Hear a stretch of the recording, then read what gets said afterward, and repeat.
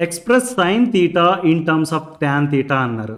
నేనేం చేస్తానంటే sine theta equal to sine theta times cos theta divided by cos theta అని రాస్తాను. Okay, ఇప్పుడు దీన్ని ఏమని రాయొచ్చు? Sine theta divided by cos theta into cos theta అని రాయొచ్చు. రైట్, అంటే tan theta times cos theta. Right, దీన్ని నేను ఏమని రాయొచ్చు? Tan theta divided by sec theta అని కూడా రాయొచ్చు. మనకి ట్యాన్ తీటాని సెక్ తీటాని రిలేట్ చేసే ట్రిగ్నోమెట్రిక్ ఐడెంటిటీ తెలుసు.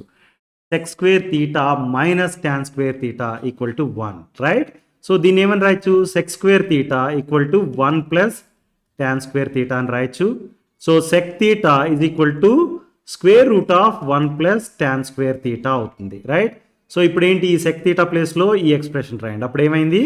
Sign theta equal to tan theta divided by square root of 1 plus tan square theta అవుతుంది. Understood? Express tan theta in terms of sine theta అని అడిగారు. మనకి ట్యాన్ తీటా అంటే sine theta divided by cos theta అని తెలుసు. Right, but tan తీటాని మొత్తం sine theta ఫంక్షన్గానే రాయమన్నారు, కాస్ తీటా ఉండకూడదు. ఓకే, దీనికోసం మనం ఏం చేస్తామంటే ట్రిగ్నోమెట్రిక్ ఐడెంటిటీస్ గుర్తు చేసుకోండి. Sine square theta plus cos square theta equal to 1. Right, అంటే cos square theta equal to 1 minus sine square theta. Right, అంటే cos theta equal to square root of 1 minus sine square theta.